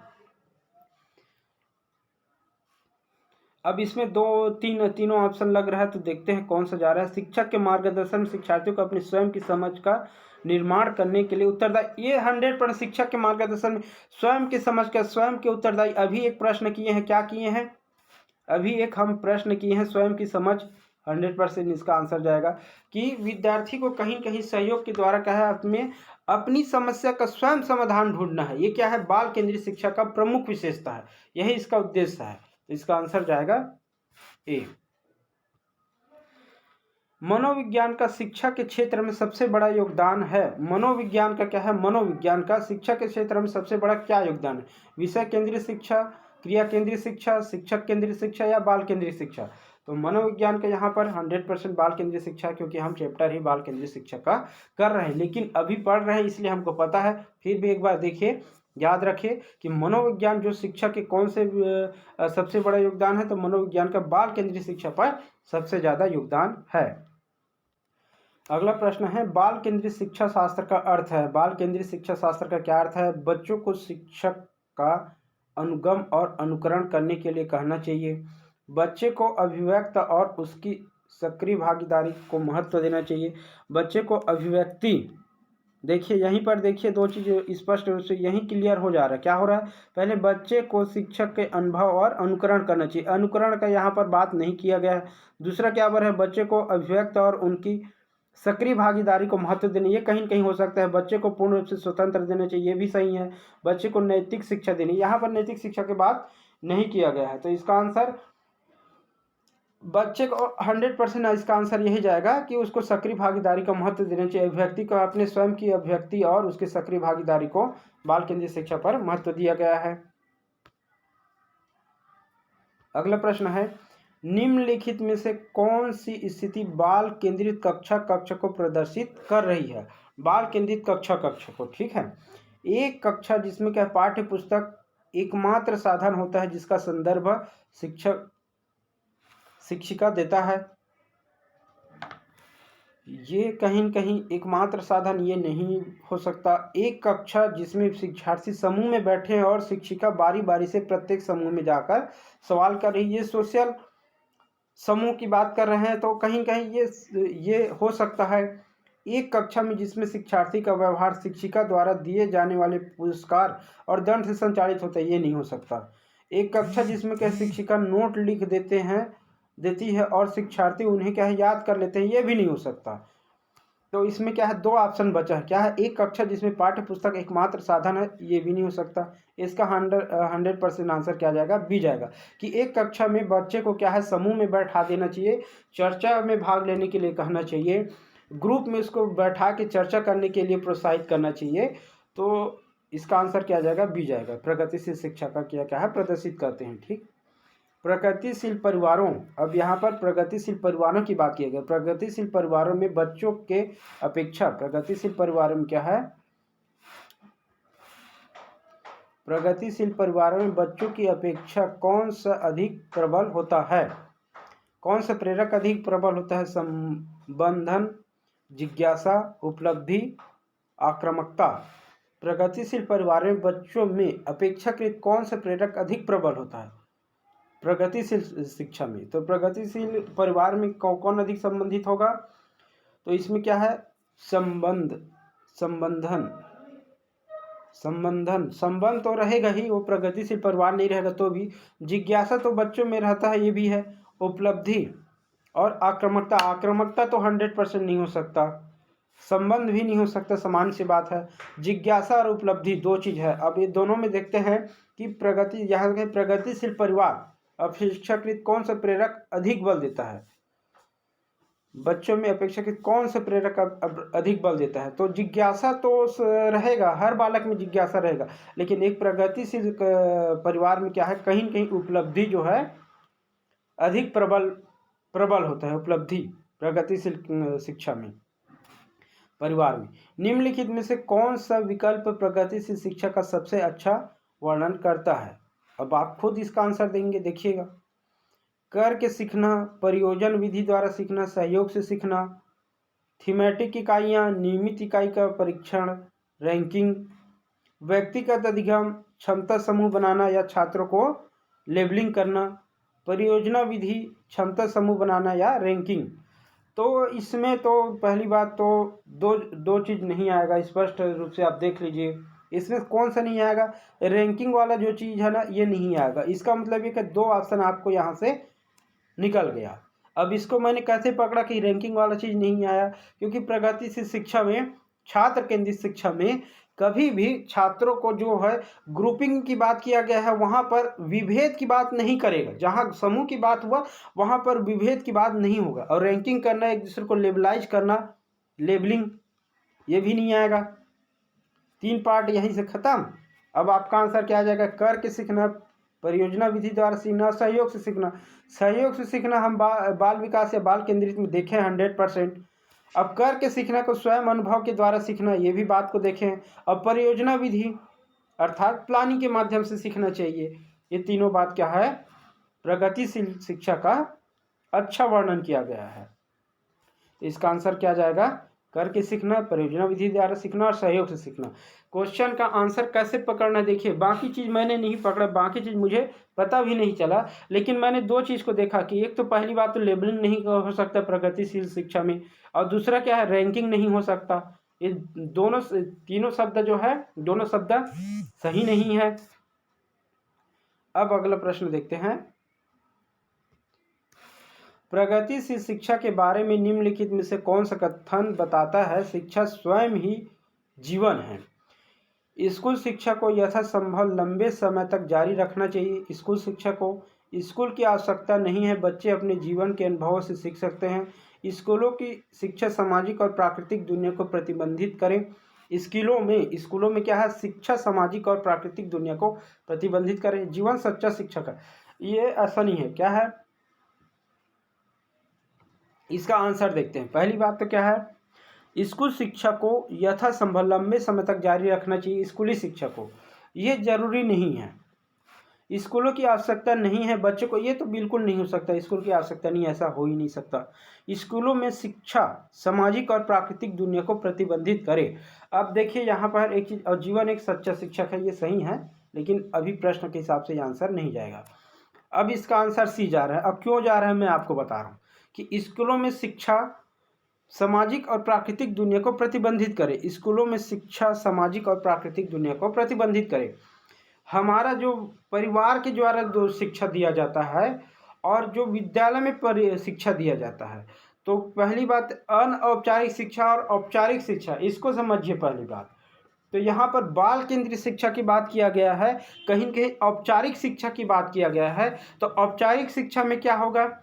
औपचारिक शिक्षा में हमें क्या करना पड़ेगा? विद्यालय के अकॉर्डिंग चलना पड़ेगा, विद्यालय के अनुसार चलना पड़ेगा। विद्यालय में क्या करना पड़ेगा? हमारी जो पारिवारिक शिक्षा है या सामाजिक शिक्षा है, उसको हमको विद्यालय में क्या है, परिवार के द्वारा दिया गया शिक्षा और समाज के द्वारा दिया गया शिक्षा क्या है? अनौपचारिक शिक्षा है। तो हम विद्यालय में क्या है, कहीं न कहीं अनौपचारिक शिक्षा को प्रतिबंधित रखते हैं। तो इसका आंसर 100% क्या जाएगा? यही बात यहीं पर बोला गया। अगर आपको अनौपचारिक और औपचारिक शिक्षा पता नहीं है तो आप इसका आंसर नहीं पकड़ पाते, और इसीलिए आपको हर एक शब्द का मीनिंग भी पता होना चाहिए। सिर्फ क्वेश्चन और आंसर कर लेने से, रट लेने से आपको सफलता प्राप्त नहीं होगा। ठीक है, तो यहाँ पर औपचारिक शिक्षा की बात किया गया है, और औपचारिक शिक्षा में हमें विद्यालय में क्या है, सामाजिक और प्राकृतिक दुनिया को प्रतिबंधित या चर्चा में शामिल नहीं करना चाहिए। व्यक्तिगत शिक्षा के कार्यक्रम, व्यक्तिगत शिक्षा कार्यक्रम की योजना खालिस्तान के संदर्भ में भी बनाई गई है। व्यक्तिगत शिक्षा कार्यक्रम योजना का है, खालिस्तान के संदर्भ में बनाई गई है। मुक्त विद्यालय शिक्षा कार्यक्रम, व्यक्तिगत शिक्षा कार्यक्रम की योजना, मुक्त विद्यालय शिक्षा कार्यक्रम, व्यक्तिगत शिक्षा कार्यक्रम, ई अधिगम शिक्षा कार्यक्रम, बाल केंद्रित शिक्षा कार्यक्रम और विशेष शिक्षा कार्यक्रम, व्यक्तिगत शिक्षा कार्यक्रम। तो हम बाल केंद्रित शिक्षा, व्यक्तिगत शिक्षा, या समूहों के द्वारा शिक्षा, या स्वयं करके सीखना, या समस्या का समाधान स्वयं ढूंढना, ये सब चीज़ हम किस में किए हैं? बाल केंद्रित शिक्षा में इस चीज़ को पढ़े हैं। यहाँ पर आपको ज़्यादा सोचने की ज़रूरत नहीं है। व्यक्तिगत शिक्षा बोल दिया है, इसका मतलब वही होगा, समझिएगा। स्वयं करके सीखना या अपनी समस्या का समाधान स्वयं ढूंढना, ये किस में शामिल है? बाल शिक्षा में, बाल केंद्रित शिक्षा में इसको शामिल किया गया है। प्रगतिशील शिक्षा में, प्रगतिशील या प्रोग्रेसिव शिक्षा एजुकेशन में बच्चों को किस तरह से देखा जाता है? तो छोटे वयस्कों के रूप में, निष्क्रिय अनुकारकों के रूप में, ये तो हो नहीं सकता। खाली स्लेटों के रूप में, ये भी नहीं हो सकता। सक्रिय अन्वेषकों के रूप, अब ये इसमें दो चीज़ हो सकता है। तो प्रोग्रेसिव जो शिक्षा है उसमें क्या है, छोटे वयस्कों के रूप में भी इसको नहीं शामिल किया जा सकता, क्योंकि क्या है, कहीं कहीं बालक है उसको वयस्क के रूप में, ऐसा कहीं पर हम नहीं पढ़े हैं प्रगतिशील शिक्षा में। तो इसका आंसर क्या जाएगा? अन्वेषकों के रूप में, सक्रिय अन्वेषकों के रूप में। बार बार एक चीज पर फोकस किया जा रहा है, कौन से पे? सक्रिय क्लास, रुचि। प्रगतिशील शिक्षा में हम क्या चीज पढ़े? दो चीज, क्या? रुचि होना चाहिए सबसे बड़ी बात, तब जाके आप उसको सीख सकोगे। दूसरा बात क्या है? आपको खुद प्रयत्न करना है, तो सक्रिय रहोगे आप, सक्रिय रहोगे, रुचि रहेगा तो क्या करोगे? सक्रिय रहोगे, एक्टिव रहोगे। तो ये भी प्रगतिशील शिक्षा को आप ऐसे, इसका आंसर आप समझ सकते हो। सभी आंसर का जो है थ्योरी में कहीं न कहीं शब्द सशब्द आपको लाइन टू लाइन नहीं मिलेगा, लेकिन उसके जो शब्दों के मीनिंग है, भावार्थ है, उसको आप समझ गए तो आंसर, क्वेश्चन के आंसर को भी आप निकाल सकते हैं, आसानी से निकाल सकते हैं। वही बात को फिर बोल दिया गया है यहाँ पर, निम्नलिखित में कौन सा प्रगतिशील शिक्षा की अवधारणा के बारे में प्रमुख है। पाठ्य पुस्तक केंद्रित अधिगम का, पाठ्य पुस्तक केंद्रित अधिगम अवधारणा के बारे में पाठ्य पुस्तक केंद्रित अधिगम हो ही नहीं सकता। प्रत्येक बच्चे की क्षमता एवं संभावना को विश्वास करना, ये हो सकता है। मानक निर्देशों का मूल्यांकन, बाह्य प्रेरणा या एकरूपता मूल्यांकन का मापदंड। तो इसका आंसर स्पष्ट है, क्लियर है यहीं पर कि प्रत्येक बच्चे की क्षमता और संभावना पर विश्वास करना चाहिए। ये क्या है, प्रगतिशील शिक्षा का अवधारणा है। अगला प्रश्न है, छात्र केंद्रित शिक्षण शास्त्र की क्या विशेषता है। वही बात पूछा है, केवल पाठ्य पुस्तकों पर निर्भर होना चाहिए, ये हो ही नहीं सकता। बच्चे के अनुभव को प्राथमिकता देना चाहिए, ये हो सकता है। यंत्रवाद याद करना, ये भी नहीं हो सकता। योग्यता के आधार पर विद्यार्थी को नामांकित करना था। वर्गीकरण करने की बात तो छात्र केंद्रित शिक्षा में किया ही नहीं गया है। 100% इसका आंसर क्या आ जाएगा, बच्चों के अनुभव को प्राथमिकता देना।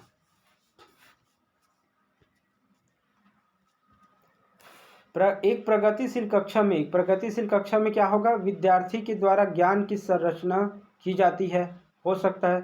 विद्यार्थी के द्वारा निष्क्रिय रूप से ज्ञान प्राप्त किया जाता है। निष्क्रिय बोल दिया, सक्रिय बोलता तो सोचते, निष्क्रिय बोल दिया, इसका मतलब कहीं कहीं ये ऑप्शन गलत है। विद्यार्थी को के द्वारा ज्ञान को उसी रूप में दोहराया जाना, दोहराना शब्द यूज कर दिया, रट्टा मार वाली परिस्थिति यहाँ पर भी नहीं कहा गया है। शिक्षक को निर्देशों के अनुसार विद्यार्थी के द्वारा ज्ञान का अनुसरण करना, शिक्षक के निर्देशों के अनुसार विद्यार्थियों के द्वारा ज्ञान की संरचना की जाती है। देखिए यहाँ पर दो बात कहा गया है, ए और डी में। ए में पहली बात कहा गया है कि विद्यार्थी स्वयं करके सीखे, अपने ज्ञान का निर्माण करे, अपना विकास करें।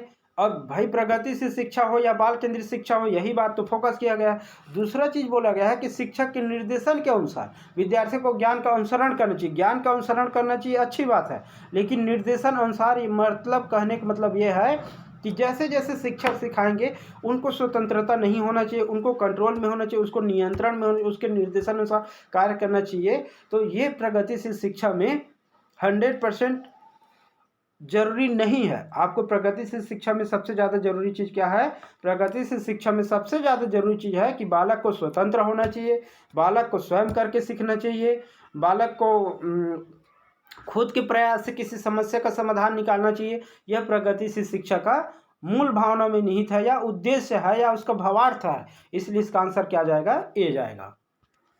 शिक्षा में अवरोधन का तात्पर्य है, तो शिक्षा में अवरोधन का क्या तात्पर्य है, शिक्षा में अवरोधन का तात्पर्य है बालक का विद्यालय में न जाना, शिक्षा में अवरोधन। बालक का विद्यालय में प्रवेश न होना, किसी बालक का 1 वर्ष से अधिक समय तक एक ही कक्षा में रहना। अवरोधन का तात्पर्य यही है, बालक का पिछड़ा विद्यालय छोड़ देना। अवरोधन का मतलब यही है कि एक कक्षा में ही आप फेल हो जाना, अब रुक जाना, उसी को शिक्षा में अवरोधन का तात्पर्य कहा जाता है। एक क्वेश्चन रिपीटेड है, मैंने पिछले वीडियो में इस क्वेश्चन को रिपीट किया है, और वहाँ से मुझे देखिए इस क्वेश्चन को मैंने बनाया है, इसका वीडियो मुझे याद है, और इस क्वेश्चन को मैंने प्रैक्टिस किया है, ये याद है, और इसका आंसर मैंने रटा नहीं है, इसलिए मुझको इसका आंसर भी पता चल गया कि अवरोधन का मतलब क्या है। एक कक्षा में बार बार कोई बच्चे फेल हो रहे हैं, या बार बार ना हो कि 1 साल भी अगर फेल हो जा रहे हैं, तो वो क्या है, वो शिक्षा में अवरोधन का कहलाएगा। ठीक है, एक प्रगतिशील कक्षा में क्या होना चाहिए उसको देखते हैं। अध्यापक को अटल पाठ्यक्रम का पालन करना चाहिए, विद्यार्थियों के प्रतिस्पर्धा पर बल देना चाहिए, ज्ञान की संरचना के लिए क्या है, ज्ञान की संरचना के लिए प्रचुर मौके प्रदान किए जाने, ये कहीं कहीं हो सकता है। विद्यार्थी को उनके अकादमिक अंकों के आधार पर नामांकित करना चाहिए, लेबलिंग करना चाहिए, श्रेणीबद्ध कर देना चाहिए, रैंकिंग कर देना चाहिए। ये तो अभी फिलहाल प्रगतिशील शिक्षा में इस पर फोकस नहीं किया गया है, तो इसका आंसर ये नहीं हो सकता। ज्ञान की संरचना के लिए प्रचुर मौके देना चाहिए, ये हो सकता है। विद्यार्थी में प्रतिस्पर्धा पर बल देना चाहिए, प्रतिस्पर्धा पर बल देना चाहिए, लेकिन यहाँ पर प्रगतिशील शिक्षा की बात कर रहे हो तो यहाँ पर क्या है, समूह और सहयोग की भावना का बात किया गया है।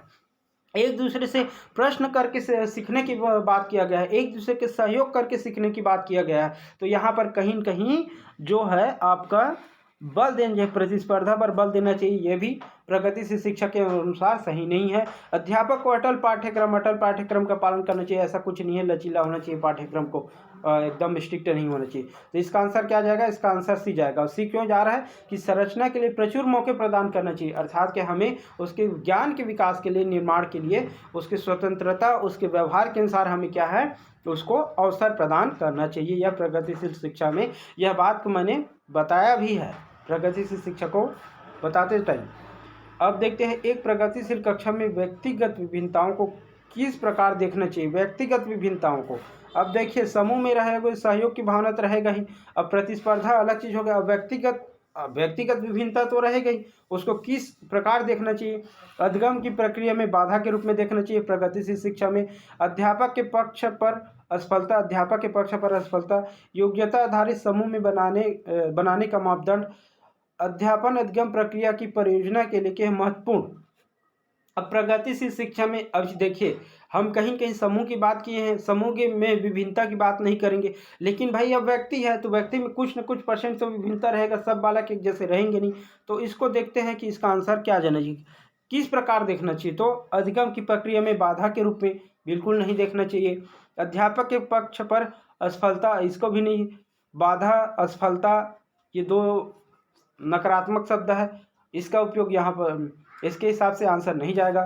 योग्यता आधारित समूह बनाने का मापदंड, योग्यता आधारित, देखिए योग्यता आधारित कहीं कहीं आप क्या कर दिए, यहीं पर लेबलिंग कर दिए, रैंकिंग कर दिए, लेबलिंग और रैंकिंग और ये सब क्या है, नकारात्मक चीजें हैं। तो इसका आंसर भी यहाँ से क्या करना है, ये भी साइड हो गया। ये अब बच गया क्या? डी, अध्यापन अधिगम प्रक्रिया की परियोजना के लिए महत्वपूर्ण है। अब ये सकारात्मक चीज है ना भाई, क्या महत्वपूर्ण है बोल दिया, किसके लिए? परियोजना के लिए, प्रक्रिया के लिए महत्वपूर्ण है, इंपॉर्टेंट है, जरूरी है। अब ये बाधा हो गया, योग्यता आधारित, तो उसको क्या है, मापदंड में उसको विभाजित करना हो गया, ये असफलता की बात कर दिया। इस प्रकार से आपको क्या सकारात्मक चीजों को लेकर आपको आंसर निकालना है। मैं यहाँ पर क्वेश्चन प्रैक्टिस कराने का मेरा उद्देश्य है, सिर्फ आपको क्वेश्चन रटवाना नहीं है। मेरा उद्देश्य है कि मैं जो बता रहा हूँ, बताने का मेरा जो तरीका है, क्वेश्चन का आंसर निकालने का जो तरीका है, मैं कैसे पकड़ रहा हूँ इसके ऑप्शन को, कैसे शब्दों से मैं ऑप्शन को पकड़ ले रहा हूँ कि ये नहीं हो सकता, किस शब्दों को पकड़ रहा हूँ और उसका अर्थ क्या निकल रहा है, उस चीज़ को समझिए। और ऐसे ही आप प्रैक्टिस करोगे तभी आपको 100% सफलता मिलेगा। और ये चीज़ आपको किताब को खोल के और क्वेश्चन को प्रैक्टिस करने में नहीं मिलेगा। जब तक कोई नहीं समझाएगा, जब तक एक शिक्षक के द्वारा आपको बताया नहीं जाएगा, अगर किताब से 100% ज्ञान कोई अर्जन कर लेता तो फिर उसको कोचिंग जाने का, क्लास जाने का, विद्यालय जाने का, या किसी शिक्षक से प्रशिक्षण लेने का, किसी शिक्षक का क्लास लेने का उसको कोई ज़रूरत नहीं पड़ता। इसीलिए शिक्षक का ज़रूरत पड़ता है। ठीक है, अगला प्रश्न देखते हैं। एक प्रगतिशील कक्षा में शिक्षण अधिगम प्रक्रिया के दौरान अधिगमकर्ताओं का मूल्यांकन, एक प्रगतिशील कक्षा में शिक्षण अधिगम करता प्रक्रिया के दौरान, शिक्षण अधिगम प्रक्रिया के दौरान अधिगमकर्ताओं का मूल्यांकन। अब अधिगम करता है, देखिए बच्चों में अधिगम में सहायक नहीं है, बच्चों के अधिगम में सहायक नहीं है, ऐसा हो ही नहीं सकता। बच्चों की अधिगम प्रक्रिया में रुकावट उत्पन्न करता है, ये भी नहीं हो सकता। अब भाई शिक्षण अधिगम प्रक्रिया है, अब उसका मूल्यांकन हम क्यों करेंगे, उसका फायदा क्या है, ये चीज़ देखना है। तो पहली बात तो उसका पढ़ाने में अधिगम में सहायक नहीं है तो हम क्यों मूल्यांकन करेंगे, रुकावट उत्पन्न कर रहा है तो भी हम क्यों मूल्यांकन करेंगे। अभिभावकों को प्रतिपुष्टि देने के प्रयोजन से बेहद सफल, कम सफल व असफल विद्यार्थी को पहचानने में सहायता देना। अब यहाँ पर फिर देखिए, बात तो अच्छी किया गया है कि भाई आप मूल्यांकन करोगे तो आपको क्या है, सब पता चलेगा कि असफल और सफल कौन है, मूल्यांकन से पता चलेगा। लेकिन कहीं न कहीं भाई विभेद हो जाएगा, दोनों विद्यार्थी के बीच में क्या है, मतभेद हो जाएगा, दोनों विद्यार्थी के बीच में क्या हीन की भावना आने लगी। आपने पास हो गए, मैं पास नहीं हूँ, आपका आप इस रैंक में चले गए, मैं डिवाइड हो जाएंगे एक दूसरे में। तो इसलिए ये भी नहीं आएगा, नकारात्मक है। अब देखिए डी ऑप्शन है बेहद महत्वपूर्ण, और क्योंकि यह बच्चों की समझ की जानकारी देता है और अध्यापक को अपने शिक्षण शास्त्र विचार करने में सहायता देता है। देखिए दोनों बात होता है, अगर मूल्यांकन करोगे एक क्लास में, भाई मेरे बात को ध्यान से सुनिए, मैं 100% इसका आंसर रटने की ज़रूरत नहीं है यार, बस समझने का ज़रूरत है। और समझते कैसे हैं उसको सुनिए।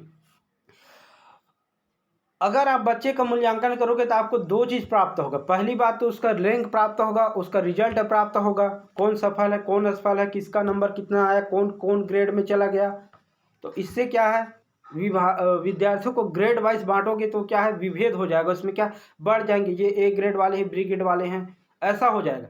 लेकिन उसी चीज़ के साथ साथ आप मूल्यांकन करोगे तो आपको एक और जानकारी भी मिलेगा। क्या जानकारी मिलेगा कि भाई हम उस विद्यार्थियों की किसका क्या कमजोरी है, किसको किस प्रकार का सहयोग की ज़रूरत है, किस विद्यार्थी को कैसे हम उसका प्रोग्रेस कर सकते हैं, उसकी समझ की जानकारी को लेके उस विद्यार्थी के बारे में हम स्टडी करेंगे। मूल्यांकन करेंगे तो हम क्या करेंगे, उस विद्यार्थी के बारे में ही अध्ययन करेंगे कि इस विद्यार्थी का हम विकास कैसे कर सकते हैं, इसका समझ का लेवल कैसे विकास कर सकते हैं, इसका समझ का स्तर किस लेवल का है।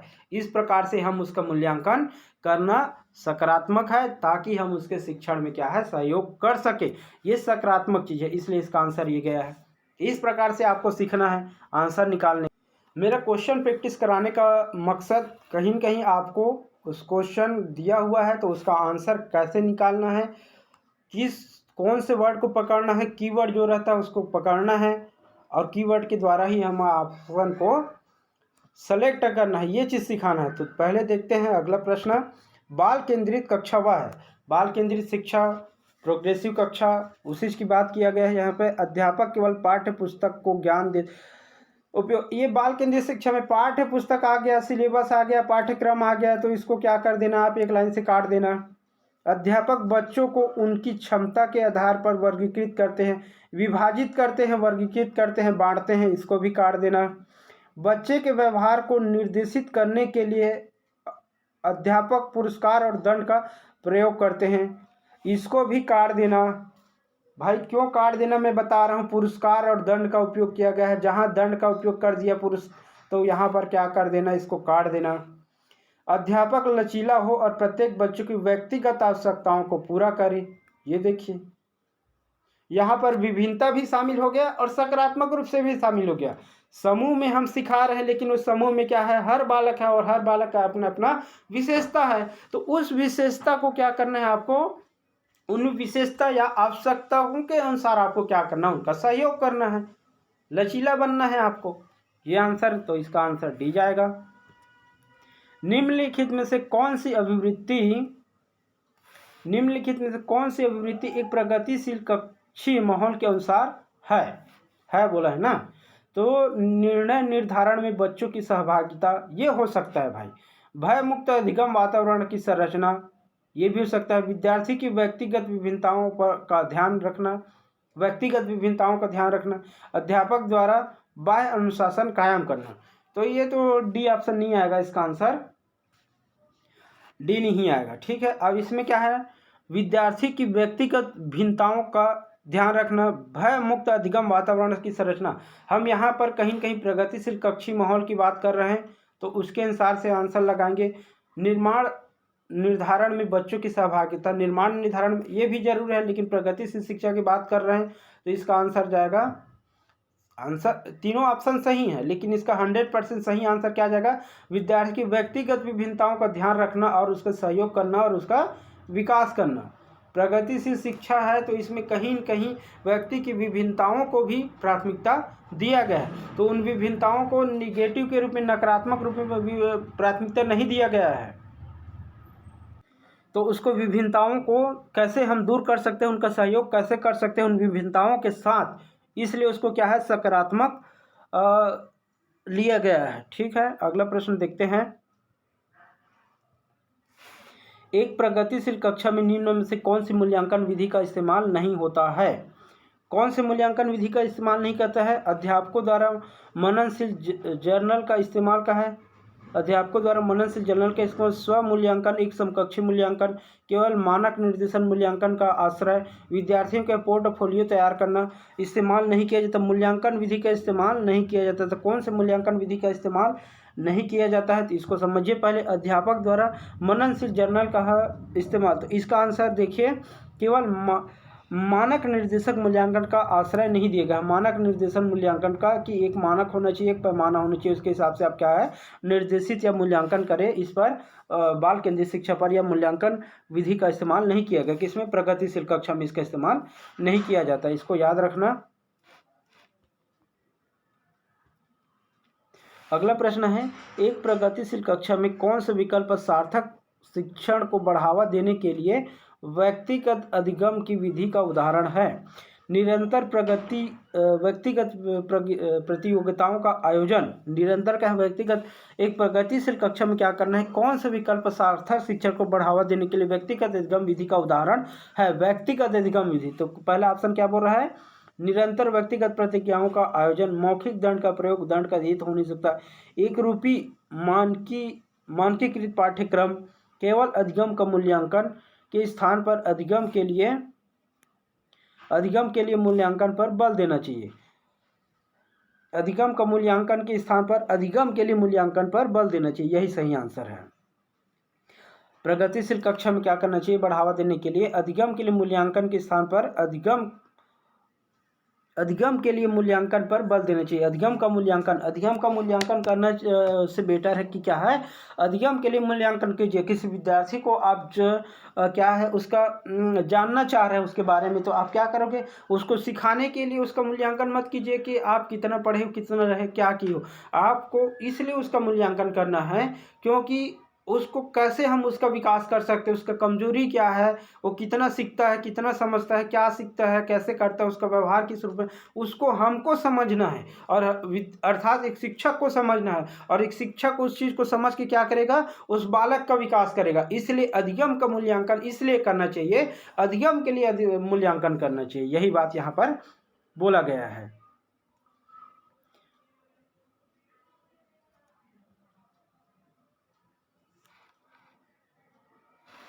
बाल केंद्रित कक्षा का सृजन कैसे किया जा सकता है? बाल केंद्रित कक्षा का सृजन कैसे किया जा सकता है? शिक्षार्थी को उनके निष्पादन के बारे में समय समय पर प्रतिपुष्टि देकर विद्यार्थियों को प्रश्न पूछने के हस्तक्षेप करने और उसके निष्क्रिय रखकर, ये तो हो नहीं सकता। बारंबार परीक्षा लेकर और शिक्षार्थी को बीच बीच में भय की अवस्था, ये भी नहीं हो सकता, क्योंकि इसमें देखिए ये भय, दूसरा क्या है हतोत्साहित। ये सब इन शब्दों को ना ध्यान से आप पढ़िए, जहाँ ऐसे शब्द आए हैं, नकारात्मक चीज़ें आया है, वो उसका आंसर वो नहीं जाता है। अगर नहीं है ऐसा पूछता तब इसमें से ले सकते थे भाई, नहीं है अगर ऐसा पूछता तो फिर नकारात्मक शब्दों को ही ध्यान देना रहता है, और है पूछा है तो सकारात्मक शब्दों को ध्यान दीजिएगा। विद्यार्थी में प्रतिस्पर्धा प्रोत्साहित करके, अभी प्रतिस्पर्धा वाले ऑप्शन को हमने क्या किया है, साइड किया है, तो इसका आंसर क्या जा रहा है, इसका आंसर 100% नहीं जाएगा। आप क्वेश्चन करते जाइए जी, और एक बार थ्योरी पढ़ लीजिए, आपको आंसर खुद ही पता चलेगा। अब यहाँ पर प्रोत्साहित तो वर्ड यूज किया है, अच्छा किया है, लेकिन प्रतिस्पर्धा, भाई प्रोत्साहित करना अच्छी बात है, लेकिन प्रतिस्पर्धा, कंपटीशन की भावना, तो यहाँ पर क्या है, हम बाल केंद्रित शिक्षा की बात कर रहे हैं, सहयोग की बात कर रहे हैं, व्यक्तिगत शिक्षा की बात कर रहे हैं, समूह की बात कर रहे हैं, स्वतंत्रता की बात कर रहे हैं। तो इसका मतलब ये क्या हो गया, बाल केंद्रित में ऐसे ही आपको, ऐसे शब्दों को पकड़ के ही आपको क्या है आंसर का निर्माण करना है। एक प्रगतिशील कक्षा में के देखते हैं, शिक्षण पाठ्य पुस्तक केंद्रित होना चाहिए, हो ही नहीं सकता। प्रगतिशील कक्षा में बाल केंद्रित होता है, पहला ऑप्शन गया। दूसरा क्या बोल रहा है, योगात्मक परीक्षा पर बल देना चाहिए। योगात्मक परीक्षा, ये भी नहीं हो सकता कि जितना योग्यता है, जैसा योग्यता है वैसा परीक्षा पर बल देना चाहिए, ये भी नहीं हो सकता। विद्यार्थी अध्ययन में सक्रिय भूमिका निभाए, 100% सही है। सक्रिय, एक्टिव, सकारात्मक, इस सक्रिय भूमिका वाली चीज बहुत बार इस चीज का उपयोग किया गया है। और डी ऑप्शन है, अध्यापक दंड और पुरस्कार द्वारा छात्रों को शिक्षण देते। तो पहली बात दंड हो गया। सक्रिय भूमिका 100% सही है, इसमें सक्रिय भूमिका वर्ड का उपयोग किया गया है, इस प्रकार से आप पकड़ सकते हो। योगात्मक परीक्षण या पाठ्य पुस्तक केंद्रित हो ही नहीं सकता। इस प्रकार से आप क्या है क्वेश्चन का आंसर निकालना सीखिए। अब ये आज का चैप्टर बाल केंद्रित तथा प्रगतिशील शिक्षा कंप्लीट हो रहा है। गारंटी देता हूँ इसमें से इतने टाइम का जितना भी बना है, 1-1.5 घंटे का वीडियो है, इसमें से एक क्वेश्चन बाहर नहीं जाएगा। और आप इसको अगर पढ़ लिए पूरा, पहले थ्योरी को, उसके बाद क्वेश्चन लगा लिए, तो इस चैप्टर से अगर क्वेश्चन आएगा ना, गारंटी के साथ बोलता हूँ कि 100% गारंटी के साथ आप अगर ध्यान से मेरे इस वीडियो को देखेंगे तो आप 100% क्या करेंगे, आपको 100% आप सही कर सकते हैं। तो इस प्रकार से आप कंटिन्यू बने रहिए, और जो भी समस्या आ रहा है, जो भी परेशानी आ रहा है, जो भी, और वीडियो को देखने के बाद, क्वेश्चन करने के बाद, उस चीज़ को कमेंट जरूर करिए, लाइक करिए, शेयर करिए और सब्सक्राइब भी कीजिए, बहुत ज़रूरी है, ताकि मैं जो भी चीज़ ला रहा हूँ इम्पोर्टेंट टॉपिक पर ही बनाया जा रहा है, और बहुत सारे चीज़ न ला के, कुछ फालतू चीज़ें को न डाल के, मैं सार्थक और आवश्यक चीज़ों को ही के ऊपर ही बना रहा हूँ। इसलिए आप ध्यान से इसको ध्यान केंद्रित करके अपना पहले इस थ्योरी को कीजिए, उसके बाद फिर क्या है, इससे रिलेटेड क्वेश्चन कीजिए। उसके बाद एक बार आप पूर्णतः इसको ध्यान लगा के अच्छे से देखिए, उसके बाद फिर देखिए आपका प्रोग्रेस कैसे होता है, और लास्ट में आप बताइएगा कि आपको कैसे लगा ये क्लास, वाकई में मेरा पढ़ाया हुआ आपको समझ में आ रहा है कि नहीं आ रहा है। ठीक है, तो चलिए आज के लिए इतना ही काफ़ी है। इसको ध्यान से देखिएगा, बार बार देखिएगा। दो चीज़, बहुत चीज़ बोला गया है प्रोग्रेसिव को एजुकेशन में। पहली बात तो रुचि होना चाहिए, दूसरा बात क्या होना चाहिए, बार बार देखना है, अभ्यास करना है, प्रयास करना। ठीक है, आज के लिए इतना ही इम्पोर्टेंट है और इतना ही बहुत है। ठीक है, आज के लिए इतना काफ़ी है।